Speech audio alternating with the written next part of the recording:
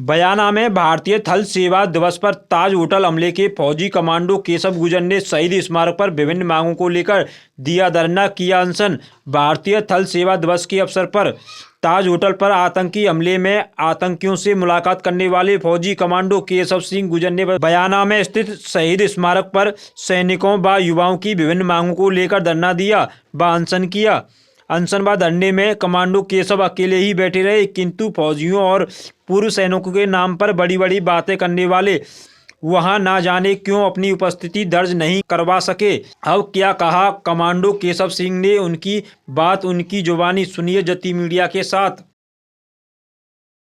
आज भारतीय थल सेना दिवस के उपलक्ष्य में आप सबको ढेर सारी शुभकामनाएं। लेकिन दुखद विषय यह है कि भारतीय थल सेना और अन्य सभी सेनाओं को जो अग्निवीर स्कीम में डाला है, हम इसकी घोर निंदा करते हैं। मैं समझता हूं ये ना तो राष्ट्र के हित में है, क्योंकि कूटनीतिक दृष्टि से देखें जब भी इससे सेना कमजोर हो रही है, और भौगोलिक क्षेत्र और ये सब देखते हुए, क्योंकि भारत देश चारों तरफ से ऐसे दुश्मन राष्ट्रों से घिरा हुआ है जो रात दिन हमारे ऊपर आक्रमण करना चाहते हैं। उस नज़रिए से मैं अगर देखता हूं, और मेरा जो भारतीय सेना का अनुभव यह कहता है कि अग्निवीर योजना को हटा देना ही चाहिए।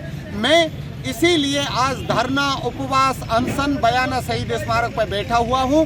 और मेरी दूसरी और तीसरी मांग यह है कि बयाना शहीद स्मारक की जगह आप देखो 2 फुट की है, तो मुझे लगता है कि इसके लिए एक जगह आवंटित होनी चाहिए।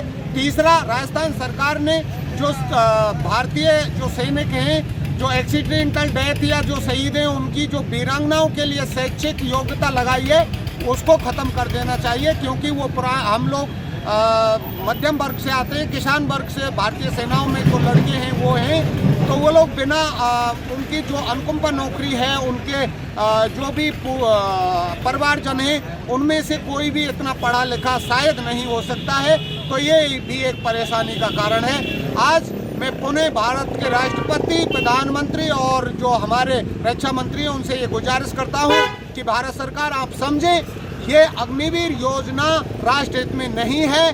4 साल में एक सैनिक अपनी ट्रेनिंग पूरी अच्छे से नहीं कर पा रहा है, वो कैसे लड़ पाएगा? इन सब विषयों को मैं जहाँ तक समझता हूँ ये चिंतनीय और विचारणीय बिंदु है। इसलिए मेरी पुनः गुजारिश है कि इस योजना को ख़त्म कर देना चाहिए। जय हिंद भारत।